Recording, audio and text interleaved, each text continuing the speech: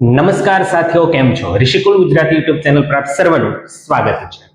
ગત લેક્ચરમાં આપણે કુટ પ્રશ્નોની સોલ્વ કરવાની શરૂઆત કરી હતી. આજે આપણે સ્વાધ્યાય 3.2 માં પ્રશ્ન 3 નો ચોથો પ્રશ્ન સોલ્વ કરવાના છે. આ પ્રકારના બે પ્રશ્નો આપણા અભ્યાસક્રમમાં છે નિશ્ચિત ભાડાને અનુરૂપ, જેમાં ચોથા નંબરનો પ્રશ્ન છે કે એક શહેરમાં ટેક્સીનું ભાડું નિશ્ચિત ભાડા અને કાપેલા અંતરના પ્રમાણમાં સંયુક્ત રીતે લેવાય છે. એનો મીનિંગ શું થાય કે કોઈ એક નિશ્ચિત ભાડું હોય કે ભલે પછી તમારે 2 ડગલા દૂર જ જવું હોય તો પણ તમારે નિશ્ચિત ભાડું તો ભરવું જ પડે. આ ઉપરાંત જેટલું અંતર કાપો છો એનું એક્સ્ટ્રા ભાડું પણ ભરવું પડે. સંયુક્ત રીતે લેવાય છે. 10 કિલોમીટરના અંતર માટે 105 રૂપિયા લેવામાં આવે છે અને 15 કિલોમીટરની મુસાફરી માટે 155 રૂપિયાની ચૂકવણી કરવી પડે છે. તો નિશ્ચિત ભાડું કેટલું અને પ્રતિ કિલોમીટરના દરે કેટલી કિંમત ચૂકવવી પડે, આ પહેલા તો ગણતરી કરી લેવાની બે વસ્તુની, નિશ્ચિત ભાડું અને પ્રતિ કિલોમીટર દીઠ ભાડું. આ ઉપરાંત મુસાફરે 25 કિલોમીટરની મુસાફરી જો કરવી હોય તો કેટલું ભાડું ચૂકવવું પડે એની પણ આપણે ગણતરી કરવાની છે. તો દાખલો જે છે એ દાખલાની અંદર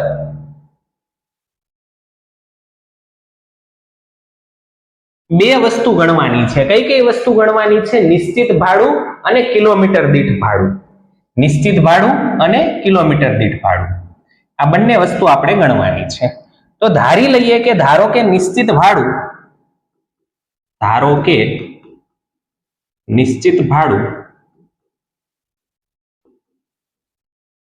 x રૂપિયા તથા પ્રતિ કિલોમીટર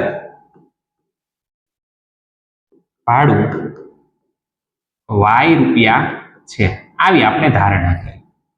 એટલે કે તમે ટેક્સીમાં બેસો એટલે તમારે ફરજિયાત x રૂપિયા તો ચૂકવી જ દેવાના, એ જે આવે તે. અને પછી ધારો કે તમે 5 કિલોમીટર સુધીની મુસાફરી કરી છે તો 5 કિલોમીટર દીઠ y એવા 5y રૂપિયા અલગથી ચૂકવવાના. એટલે ટોટલ ભાડું x પ્લસ અમુક કિલોમીટર વત્તા y, આટલું ટોટલ ભાડું થાય. હવે આપણને પ્રથમ શરત શું આપેલી છે? તો કે 10 કિલોમીટરનું અંતર કાપવું હોય તો 105 રૂપિયા ચૂકવવાના. તો પ્રથમ શરત મુજબ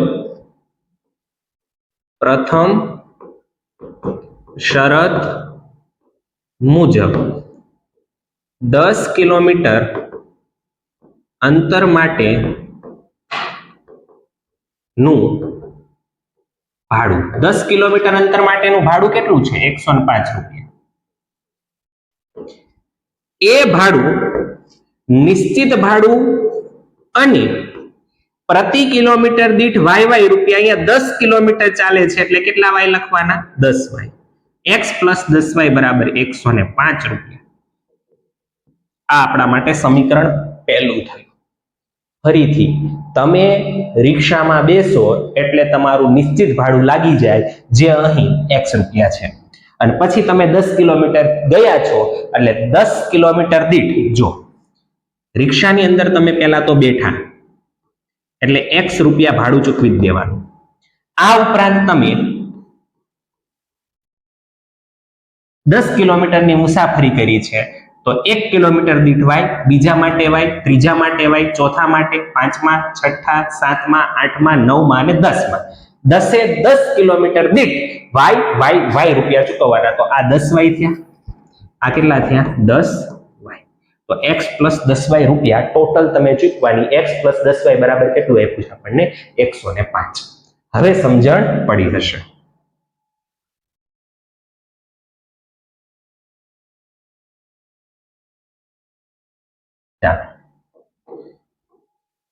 ત્યાર પછી બીજી શરત શું આપી છે? બીજી શરત જોઈએ. 15 કિલોમીટરની મુસાફરીના 155 રૂપિયા. 15 કિમી અંતર માટેનું ભાડું બરાબર 155 રૂપિયા. માટે નિશ્ચિત ભાડું તો તમે ગમે તેટલા કિલોમીટર જાઓ એ તો એટલું જ રહે. હવે 15 કિલોમીટરના વાય રૂપિયા એટલે 15 બરાબર 155. આ આપણા માટે થઈ ગયું સમીકરણ નંબર 2. સમજણ પડી? નિશ્ચિત ભાડું ફિક્સ જ છે x રૂપિયા. 10 કિલોમીટર જાઓ તો 10y બીજા ચૂકવવાના, 15 કિલોમીટર જાઓ તો 15y બીજા ચૂકવવાના.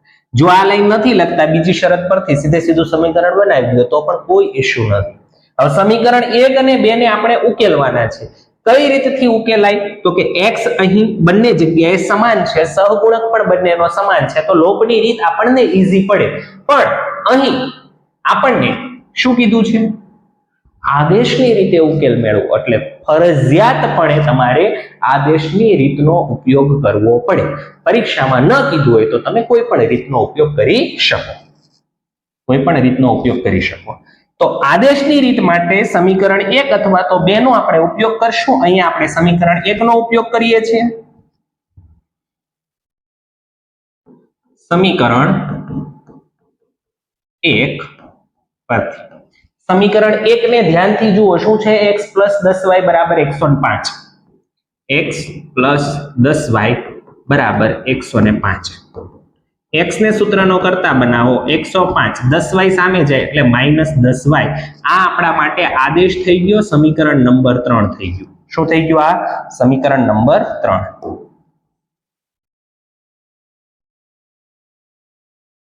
આ આપણો આદેશ છે. હવે આ આદેશ રહ્યો એને ક્યાં મૂકવાનો? તો કે આ આદેશની કિંમત 1 ઉપરથી લાવ્યા છીએ એટલે 2 માં મૂકવાનું. ક્યાં મૂકવાનું? 2 માં.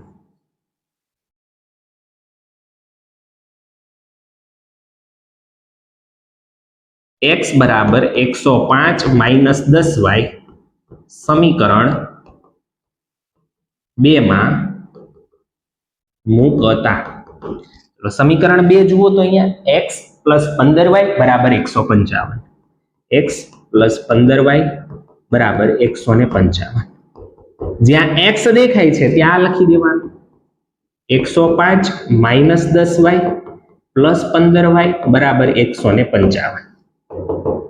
105 કેમ નમ? માઇનસ પ્લસ માઇનસ 15 માંથી 10 જાય એટલે 5y, મોટા પદની નિશાની. આ 105 ને સામે જવા દો, 5y = 155 - 105. 155 માંથી 105 જાય તો કેટલા વધશે? 50.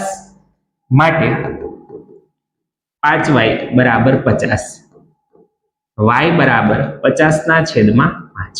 5 દાન 50. y બરાબર આવી ગયું 10 રૂપિયા.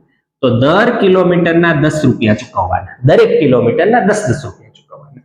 હવે આ y ની કિંમત આપણે સમીકરણ 3 માં મૂકી દઈએ. y ની કિંમત કયા સમીકરણમાં મૂકી દેવાની છે? સમીકરણ નંબર 3 માં.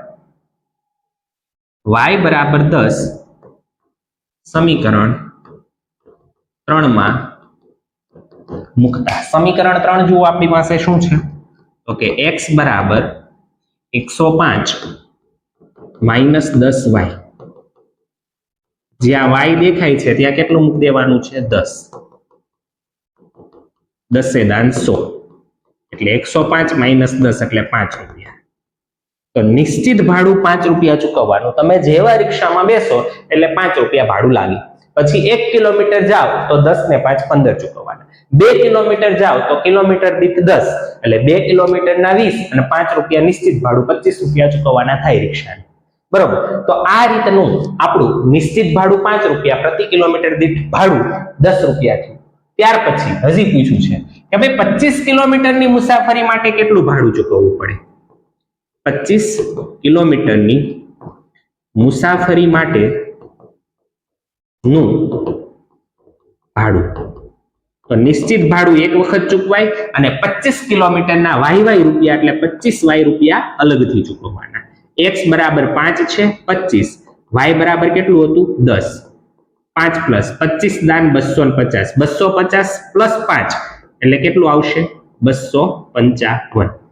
કેટલું આવશે? 255. અહીંયા લખી દઉં છું 255 રૂપિયા આ ભાડું આવશે. હવે આની અંતે દાખલો ગણાઈ ગયા પછી તમારે એક વિધાન લખવાનું છે. એ વિધાન કઈ રીતે લખીશું આપણે? તો એ વિધાનને અહીંયા આપણે લખી દઈએ છીએ. આમ તમારે વ્યવસ્થિત નીચે જ લખવાનું છે. આમ ટેક્સીનું નિશ્ચિત ભાડું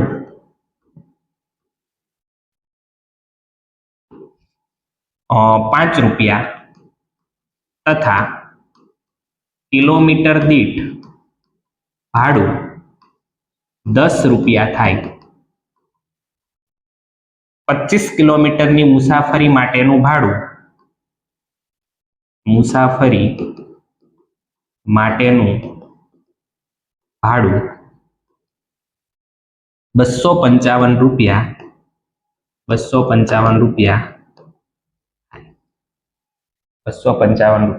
થાય. તો આ જે છે આપણું લખેલું એ તમારે અંતે લખવાનું હોય વિધાનમાં. બરાબર, અંતે વિધાનની અંદર લખી નાખવાનું. સમજણ પડી? કિલોમીટર દીઠ 10, નિશ્ચિત ભાડું ₹5, 25 કિલોમીટર માટે x + 25y એટલે ટોટલ ₹255 ભાડું આપણે 25 કિલોમીટર માટે ચૂકવવાનું હોય. અહીંયા 25 ની જગ્યાએ 30 કે કોઈ પણ વસ્તુ આપી શકે. ત્યાં આપી શકે, એનું કોઈ ટેન્શન લેવાની જરૂર છે નહીં. જે આપ્યું હોય એ પ્રમાણે આપણે કિંમતો મૂકવાની.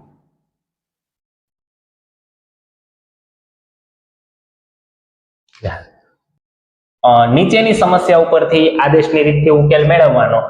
એક અપૂર્ણાંકના અંશ અને છેદ બંનેમાં 2 ઉમેરી દો એટલે એ 9/11 બને. આ એક શરત થઈ ગઈ. અપૂર્ણાંકના અંશ અને છેદ બંનેમાં 3 ઉમેરી દો એટલે એ અપૂર્ણાંક 5/6 બને.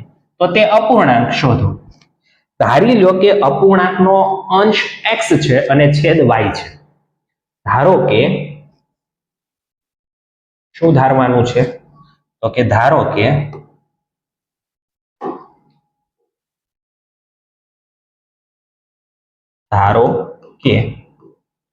અપૂર્ણાંકનો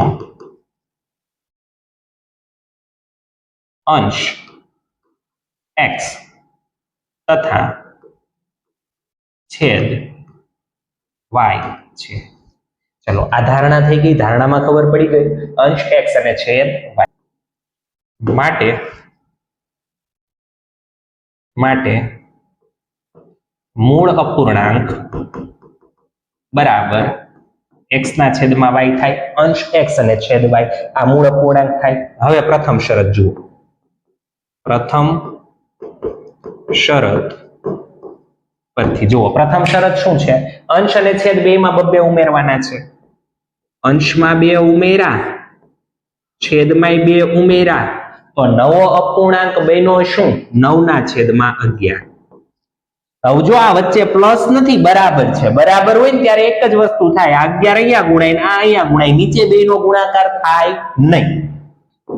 માટે 11 ને આ બાજુ લઈ આવો, x + 2 હતું જ, y + 2 ને સામે જવા દો, સાદુરૂપ આપી દો થોડું. 11x + 11 દુ 22 બરાબર 9 × y એટલે 9y + 9 દુ 18. બધી વસ્તુને એક બાજુ આપણે ભેગી કરી દઈએ. 11x 9y આ બાજુ આવે એટલે -9y +22 અને 18 આ બાજુ આવે એટલે -18. સાદુરૂપ આપી દઈએ. 11x - 9y, 22 માંથી 18 જાય એટલે 4 વધે. આ આપણા માટેનું સમીકરણ નંબર 1 છે ભાઈ. કેટલામું સમીકરણ છે? પહેલું સમીકરણ છે.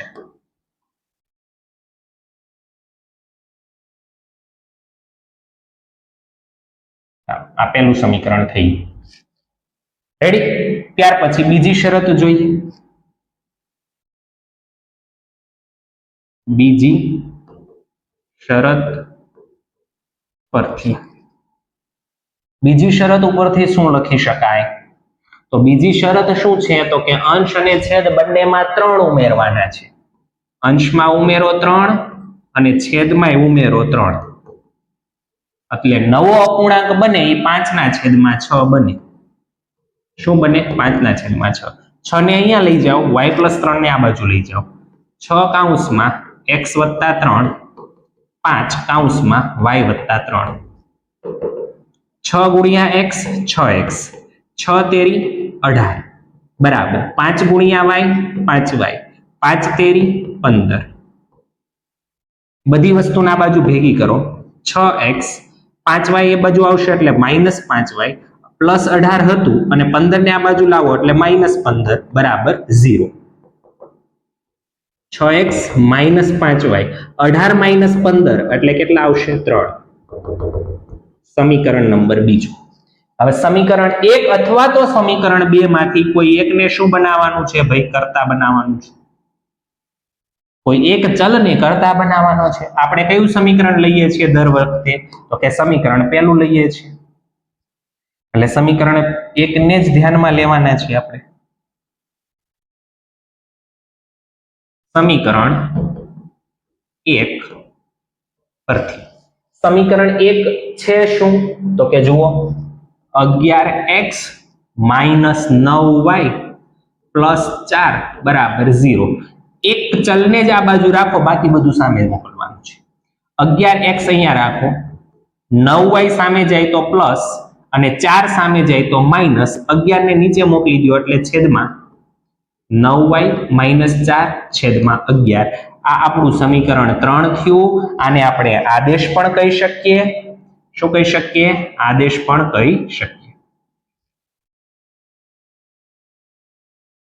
આદેશ મળી ગયો. હવે આ આદેશને ક્યાં મૂકવાનો? તો 1 ઉપરથી આદેશ લીધો એટલે મૂકવાનો ક્યાં? 2 માં. x બરાબર 9y - 4 છેદમાં 11 સમીકરણ 2 માં મૂકતા. સમીકરણ 2 જુઓ.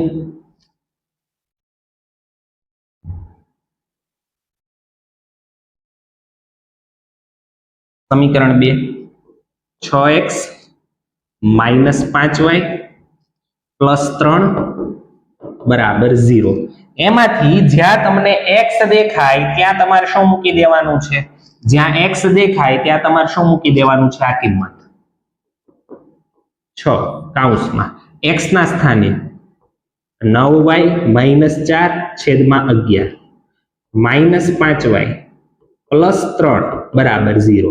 જો 11 ઉડે એવું નથી, 11 નડતર રૂપ છે. એ નડતર રૂપને કાઢવા માટે બધા સ્ટેપને 11 વડે ગુણી દેવાના. પહેલા 6 ને અંદર ગુણી દો. 6 ને અંદર પહેલા ગુણી દઈએ. 6 × 9 = 54y માઇનસ 6 × 4 = 24 છેદમાં 11 -5y + 3 બરાબર 0. હવે જે 11 નડે છે બધાને ગુણી દો 11 વડે. માટે આને 11 વડે ગુણો. જો સાંભળો, આને 11 વડે ગુણો તો 11 ઉડી જાય. એટલે ખાલી આ જે અંશ રહ્યો, શું રહ્યું અંશ? 54y - 24. અને હવે 11 વડે ગુણો. 11 × 5 = 55, 11 તેરી 33 બરાબર 0. બરાબર 0.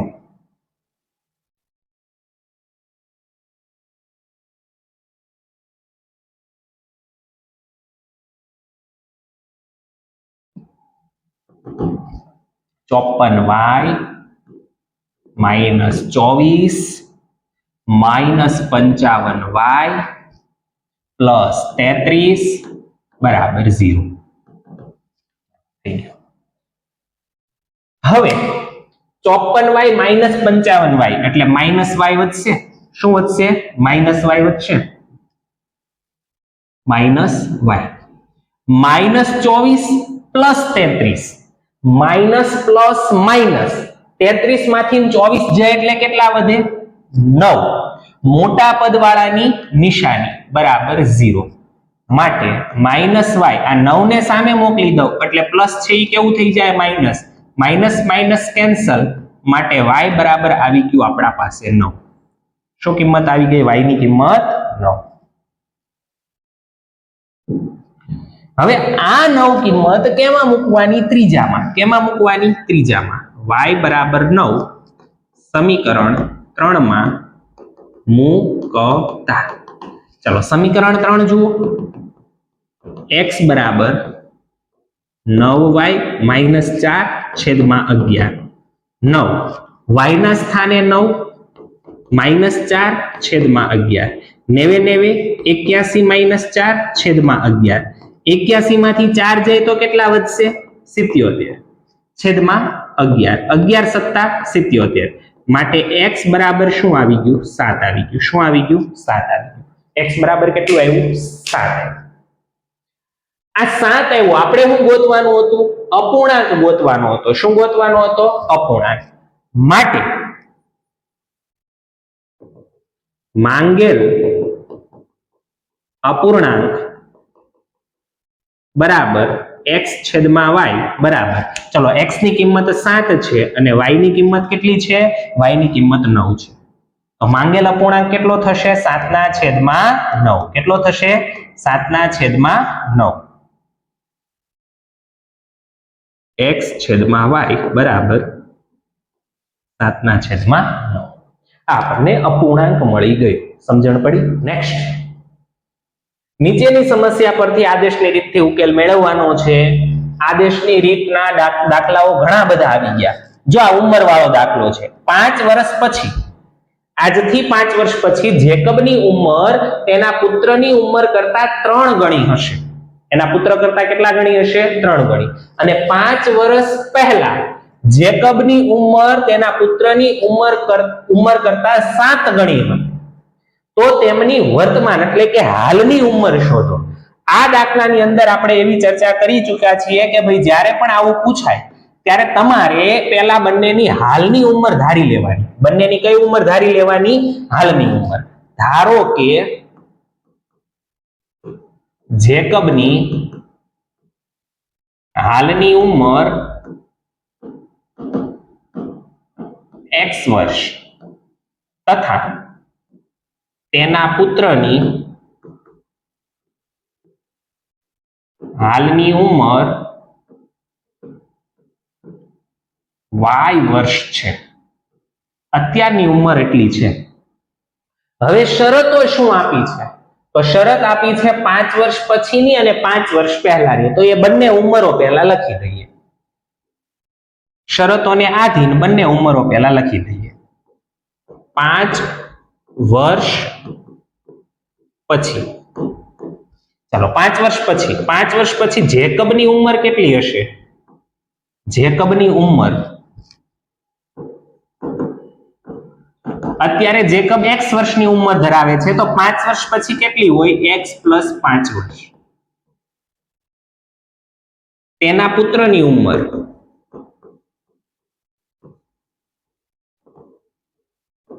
અત્યારે એમના પુત્રની ઉંમર y વર્ષ છે, તો 5 વર્ષ પછી કેટલી હશે? y પ્લસ 5 વર્ષ. ખબર પડી આમાં? હવે બીજી શરત શું છે? તો કે 5 વર્ષ પહેલાની શરત છે. 5 વર્ષ પહેલા અત્યારે જેકબ x વર્ષનો છે, તો 5 વર્ષ પહેલા જેકબની ઉંમર, તો કે અત્યારની ઉંમરમાંથી 5 વર્ષ ઓછા કરી નાખવાના. તેના પુત્રની ઉંમર, એમાં પણ અત્યારની ઉંમરમાંથી 5 વર્ષ ઓછા કરી નાખવાના. હવે એક પછી એક શરત જોતી જવાની. શું જોતું જવાનું? શરત. પ્રથમ શરત પરથી, ચલો પ્રથમ શરત જુઓ. 5 વર્ષ પછી એટલે આ ઉંમરોને જોવાની. જેકબની ઉંમર તેના પુત્રની ઉંમર કરતા 3 ગણી હશે. જેકબની ઉંમર તેના પુત્રની ઉંમર કરતા, કોની સાથે કરતા છે? પુત્રની ઉંમર સાથે કરતા છે. તો જે કઈ ગુણાકાર, ભાગાકાર, સરવાળા, બાદબાકી કરો એ ક્યાં કરવાનું? પુત્રની ઉંમર બાજુ કરવાનું. કેટલા ગણી હશે? 3 ગણી. એટલે અહીંયા 3 વડે ગુણી દેવાનું. માટે x પ્લસ 5 બરાબર 3 ગુણ્યા y એટલે 3y અને 3 પંચું 15. બધી વસ્તુ એક બાજુ આપણે લઈ લઈએ. x plus 5 minus 3y minus 15 બરાબર 0. 3y અને 15 બંનેને આપણે આ બાજુ લઈ આવ્યા. x minus 3y +5 minus 15 એટલે -10 બરાબર 0. આને સમીકરણ કેટલામું આપી દેવાના છીએ આપણે? પહેલું. કેટલામું સમીકરણ આપી દેવાના છીએ આપણે? પહેલું. સમીકરણ નંબર 1. ત્યાર પછી બીજી શરત હવે જોવાના છીએ આપણે. બીજી શરત પરથી. બીજી શરત કઈ આપી છે? તો કે 5 વર્ષ પહેલાની શરત છે. જેકબની ઉંમર પુત્રની ઉંમર કરતા 7 ગણી હશે. જેકબની 5 વર્ષ પહેલાની ઉંમર કેટલી છે? x - 5. પુત્રની ઉંમર કેટલી છે? y - 5. એના કરતા જેકબની ઉંમર 7 ગણી હતી એટલે 7. x - 5 બરાબર 7 ગુણ્યા y એટલે 7y અને 7 પંચા 35. 7 પંચા 35.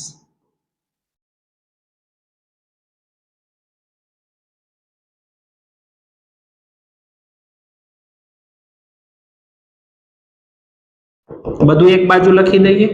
7y ને આ બાજુ લાવશો એટલે -7y, 35 ને આ બાજુ લાવશો એટલે +35 બરાબર 0.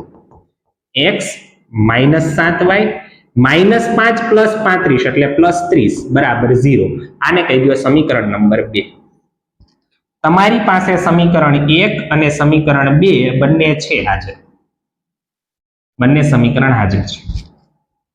હવે ખાલી આદેશની રીતથી આનો ઉકેલ મેળવવાનો છે, બીજું કાંઈ કરવાનું છે નહીં.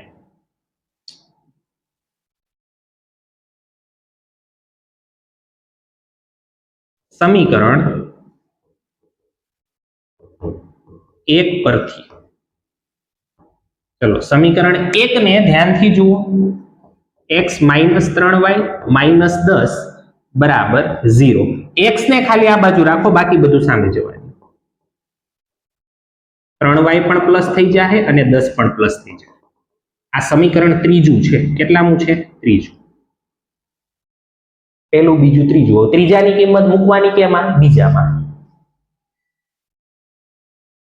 x બરાબર 3y + 10 સમીકરણ 2 માં મૂકતા. ચલો સમીકરણ 2 જુઓ તમે. સમીકરણ 2 x - 7y + 30 બરાબર 0. x - 7y + 30 બરાબર 0. x ના સ્થાને મૂકી દો આ કિંમત. x ના સ્થાને આ કિંમત મૂકી દો.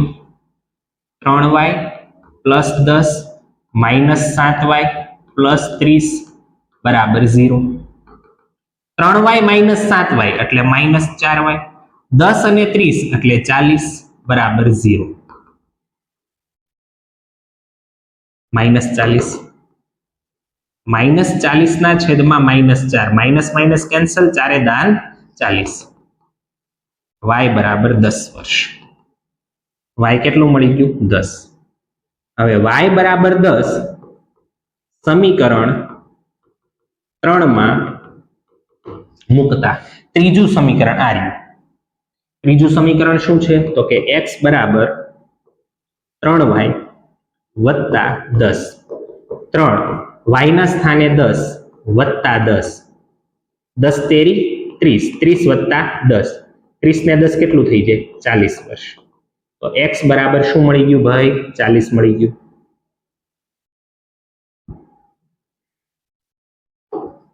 બરાબર. x બરાબર કેટલા વર્ષ મળી ગયું? 40. અહીંયા વિધાન લખી દેવાનું. આમ જેકબની વર્તમાન ઉંમર, ચલો જેકબની વર્તમાન ઉંમર એટલે શું છે? x. x એટલે કેટલું આવ્યું? 40. 40 વર્ષ તથા તેના પુત્રની વર્તમાન ઉંમર. પુત્રની વર્તમાન ઉંમર એટલે y કેટલી છે? 10. તો કે 10 વર્ષ થાય. સમજાઈ ગયું? ઉંમર વાળા દાખલા આ રીતે જ હશે. 5 વર્ષ પહેલાનું હોય તો એનું પહેલા લખી નાખો, આ લખી દો, આ લખશો એટલે ઇઝીલી તમને સમીકરણ બનાવતા આવડશે. આ લેખા વગર સીધે સીધું સમીકરણ બનાવીએ તો ભૂલ પડવાના ચાન્સ વધી જાય. એટલે જે કેસ આપ્યા હોય 5 વર્ષ પહેલા, 3 વર્ષ પહેલા, 10 વર્ષ જે કંઈ આપ્યો હોય એ કેસના આધારે પહેલા આ ઉંમર લખી નાખો અને પછી સમીકરણ બનાવીને એનું સોલ્યુશન લાવો એટલે જવાબ મળી જાય. ત્યાર પછી ઉદાહરણ નંબર 8. બે વ્યક્તિની માસિક આવકનો ગુણોત્તર 9:7 છે. આવકનો ગુણોત્તર 9:7 છે. ખર્ચનો ગુણોત્તર 4:3 છે અને બંને વ્યક્તિની માસિક બચત ₹2000 ની છે. 2000 રૂપિયા બચાવે છે દર મહિને. તો એમની આવક શોધવાની છે, મંથલી આવક, માસિક આવક શોધવાની છે કે દર મહિને એમની આવક કેટલી છે. જો હવે ગુણોત્તર આપ્યો હોય તો એકને 9x ધરાય ને બીજાને 7x ધરાય. કોઈ એક ચલ વડે ગુણી નાખવાનું. હવે અહીંયા તમે x ચલ લીધો તો અહીંયા ફરી x ચલ નહીં લેવાનો, એના સિવાયનો ચલ લેવાનો. અહીંયા આપણે y ચલ લઈ લઈએ કે સમજો કે ખર્ચ જે છે એ પહેલાનો 4y છે અને બીજાનો કેટલો છે 3y. તો અહીંયા શું ધારવું એ તમને રકમમાં કહી દીધું છે. ગુણોત્તર કીધો હોય ત્યારે આવી જ કંઈક ધારણા હોય. અહીંયા બંનેને x વડે ગુણો, અહીંયા બંનેને y વડે ગુણો. પહેલી વ્યક્તિ હોય એમાં પહેલો ગુણોત્તર ધ્યાનમાં લેવાનો, બીજી વ્યક્તિ હોય એ માટે બીજો અંક ધ્યાનમાં લેવાનો. તો ધારણા શું કરવી એ ઓલરેડી આપણને આપી દીધું છે એટલે ધારણામાં બહુ વધારે વિચારવાની જરૂર છે નહીં. હા, પણ અહીંયા બંને જગ્યાએ x વડે અને સામે બંને જગ્યાએ y વડે ગુણવાનું. જો ઈ ભૂલ કરશો તો દાખલાનો જવાબ ખોટો આવે. એટલે એ એક ભૂલ આપણે કરીશું નહીં, એનું ખાસ ધ્યાન રાખીશું. બે વ્યક્તિની માસિક આવકનો ગુણોત્તર એટલે કે ધારો કે પ્રથમ વ્યક્તિની માસિક આવક, ચલો પહેલા વ્યક્તિની આવક કેટલી ધારવાની 9x છે તથા બીજા વ્યક્તિની માસિક આવક 7x છે. આ ધારણા કરી લેવાની, આ ધારણા આપણે કરવાની. તથા અને હવે ખર્ચનો ગુણોત્તર આપ્યો છે તો બંનેનો ખર્ચ લખી લો. અને પ્રથમ વ્યક્તિનો ખર્ચ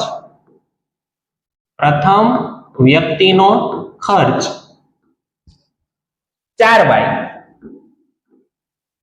તેમજ બીજા વ્યક્તિનો ખર્ચ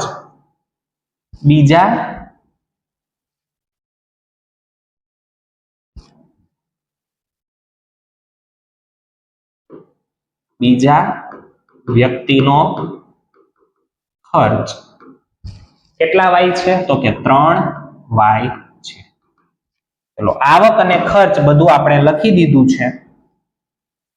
આવક અને ખર્ચ આપણે લખી દીધું છે. હવે પ્રથમ વ્યક્તિની બચત કેટલી છે? પ્રથમ વ્યક્તિની બચત બોલો, પ્રથમ વ્યક્તિની બચત કેટલી? દરેકની 2000 જ છે તો પ્રથમ વ્યક્તિની બચત 2000 રૂપિયા. હવે આનો મતલબ જ એવો થાય કે તમે જે કમાવ છો એમાંથી તમે જે ખર્ચો બાદ કરી દો છો, વાપરો છો પૈસા, ખર્ચ કરો છો એને બાદ કરી દો. કમાણીમાંથી જાવકને બાદ કરી દો એટલે તમારી બચત પ્રાપ્ત થાય. તો આ વ્યક્તિ પ્રથમ વ્યક્તિને આવક કેટલાની હતી? 9x રૂપિયાની. એમાંથી એમનો ખર્ચ કેટલાનો હતો? 4y રૂપિયાનો. એ બાદ કરી દો એટલે તમને બચત મળી 2000 રૂપિયા. આને કહી દો સમીકરણ નંબર 1. કેટલામાં કહી દો? સમીકરણ પહેલું. બીજી વ્યક્તિની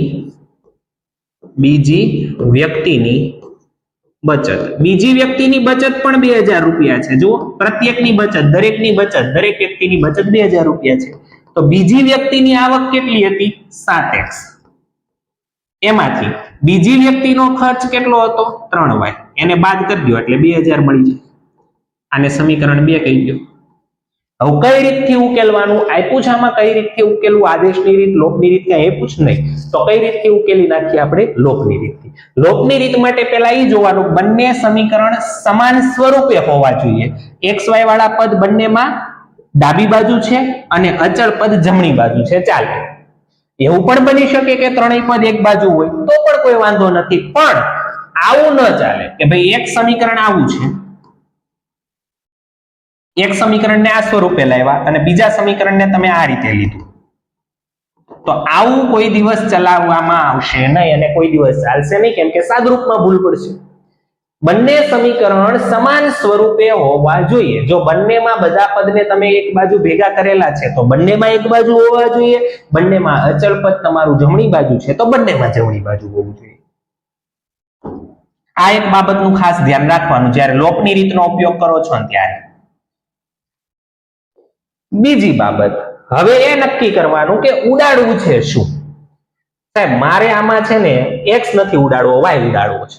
તો y નો સહગુણક અહીંયા કેટલો છે? 3. નિશાની ન જુઓ, y નો સહગુણક કેટલો છે ત્યારે 3. તો પહેલા સમીકરણને 3 વડે ગુણજો. અહીંયા y નો સહગુણક કેટલો છે? 4. તો બીજાને 4 વડે ગુણી દેવાનું. પહેલાને 3 વડે, બીજાને 4 વડે. અને જો કોઈ એમ કે સાહેબ મારે y નથી ઉડાડવા, x વાળા પદને ઉડાડવા છે, તો એમના સહગુણકને ધ્યાનથી જુઓ કે અહીંયા સહગુણક 7 છે અને અહીંયા સહગુણક 9 છે. એનો મતલબ કે આને આપણે 9 વડે ગુણીશું અને આને આપણે 7 વડે ગુણીશું. બંનેના સહગુણકની અરસપરસ અદલા બદલી કરી નાખવાની.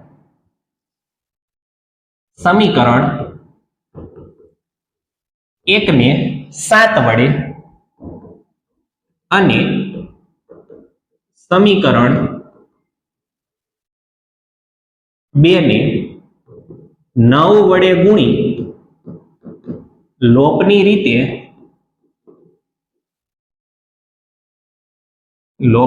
રીતે ઉકેલતા. ચલો સમીકરણ 1 ને 7 વડે ગુણવાના. 7 9 63 માઇનસ 7 ચોક 28 બરાબર 7 દુ 14, 14,000. બીજા સમીકરણને કોના વડે ગુણવાના છે? 9. 7 9 63 માઇનસ 9 તેરી 27, 9 દુ 18.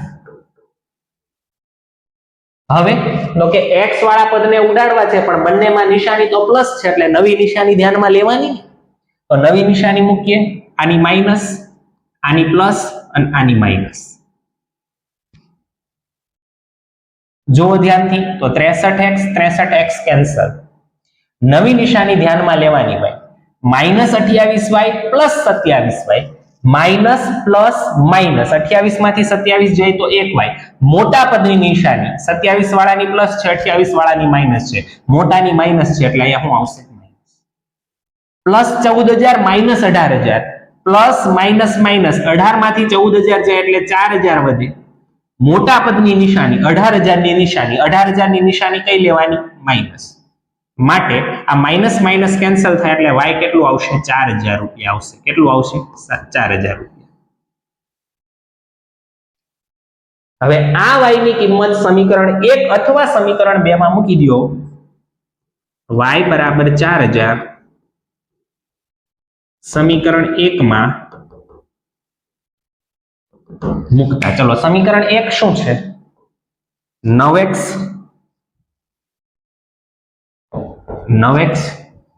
માઇનસ 4y બરાબર 2,000.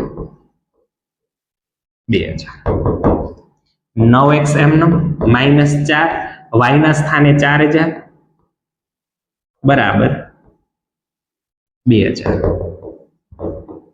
ચોકું 16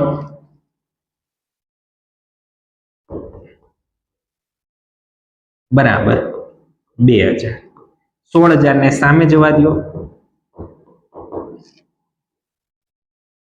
16,000 માઇનસ છે, સામે જશે તો પ્લસ થઈ જાય. 16 ને 2 18,000 માટે 9x બરાબર 18,000. 9 ને છેદમાં જવા દો. 18,000 છેદમાં 9. 9 દુ 18 અને પાછળ આ 3 0 0 0.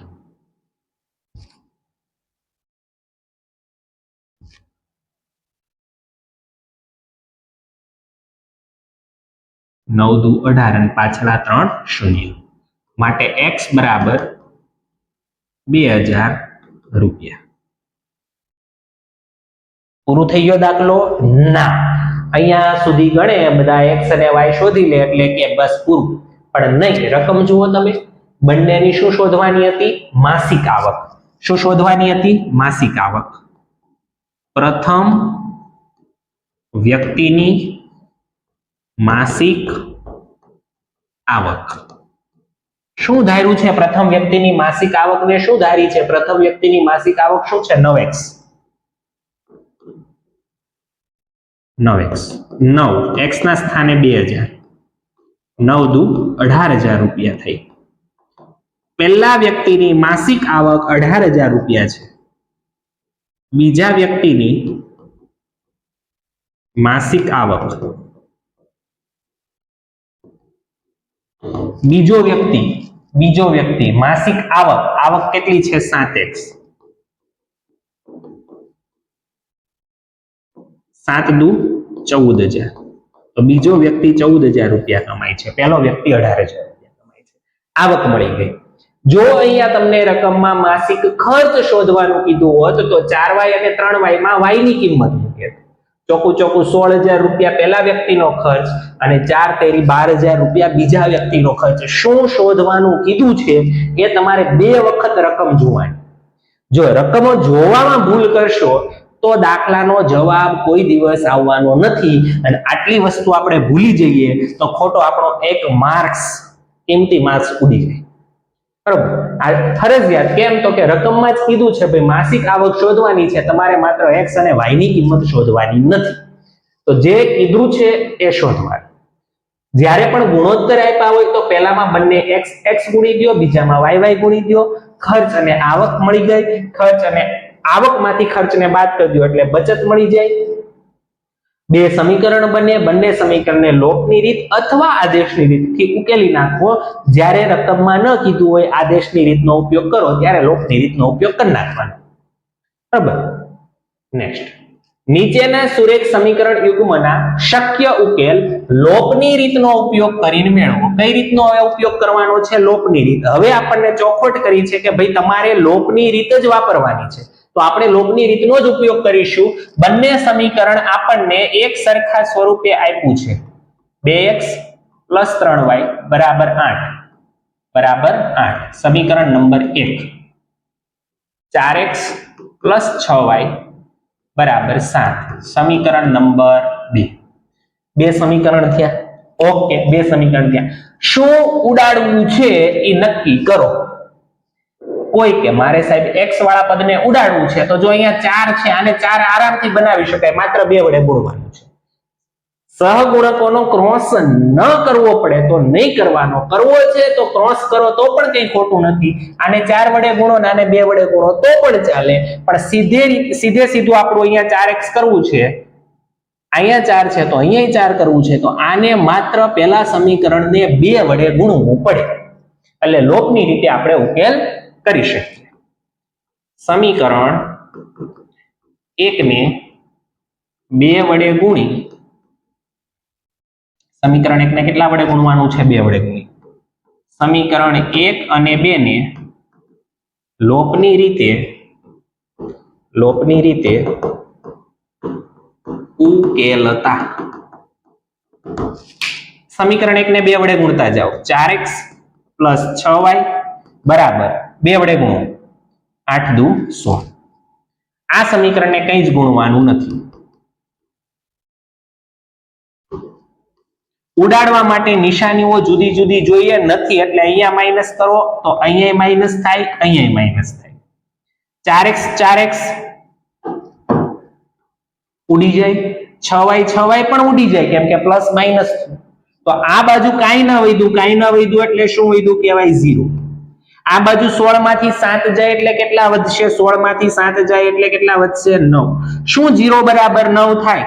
જે શક્ય નથી. અને આ શક્ય નથી, 0 બરાબર 9 શક્ય નથી, એનો મતલબ એમ થાય કે આપેલ સમીકરણ યુગ્મને ઉકેલ મળે નહીં. સમાંતર રેખા હોય. આપેલ સમીકરણ યુગ્મને એક પણ ઉકેલ શક્ય નથી. યાદ કરો, જો ભાઈ 9 બરાબર 9 આવે તો અસંખ્ય ઉકેલ, 0 બરાબર 0 આવે અસંખ્ય, બંને બાજુ સરખી સંખ્યા આવે તો અસંખ્ય ઉકેલ, બંને બાજુ 0 બરાબર 9 એ તો કહેવાય જ નહીં, આખું ગણિત ફરી જાય. 0 બરાબર 9 કોઈ દિવસ શક્ય નથી એટલે એકે ઉકેલ મળે નહીં. બધું ઉડી જાય, ચલ બધા ઉડી જાય તો એ કિંમત શક્ય નથી. અને ચલ બધા ઉડ્યા પછી બંને બાજુ 9 9 સમાન આવે છે તો પાછા અસંખ્ય ઉકેલ મળે, કેમ કે એ સમપાતી રેખા હોય. અહીંયા ચેક કરો, 2/4, 2/4 એટલે 2/4 એટલે 1/2. બીજો ગુણોત્તર 3/6, 3/6 એટલે પણ 1/2. અને ત્રીજો ગુણોત્તર 8/7. શું આ ત્રણેય સરખા છે? નહીં, પેલા બે સરખા છે પણ ત્રીજું અલગ છે. એટલે કઈ રેખા મળે આપણને? કઈ રેખા મળવાની છે? સમાંતર રેખા મળવાની છે. સમાંતર રેખા મળે તો ઉકેલ કોઈ દિવસ આપણને મળવાનો નથી. તો આવું હતું ઉદાહરણ નંબર 9. આટલે સુધી રાખીએ છીએ. પછીના દાખલાઓ નેક્સ્ટ લેક્ચરમાં જોઈશું. ત્યાં સુધી જેટલા પણ દાખલા ગણાવું છું દરેક દાખલાની પ્રેક્ટિસ કરવી. વારંવાર એકની એક સલાહ આપવામાં આવે છે, પ્રેક્ટિસ કરશો તો ગણિત આવડશે. ગણિતને સરળ બનાવવા માટેનો એકમાત્ર રસ્તો સતત ને સતત પ્રેક્ટિસ કરતા રહો. તો તમામ દાખલા એક વખત વ્યવસ્થિત ગણવા. નેક્સ્ટ લેક્ચરમાં નવા દાખલા સાથે મળીશું. જય હિન્દ, જય ભારત, જય જય ગરવી ગુજરાત.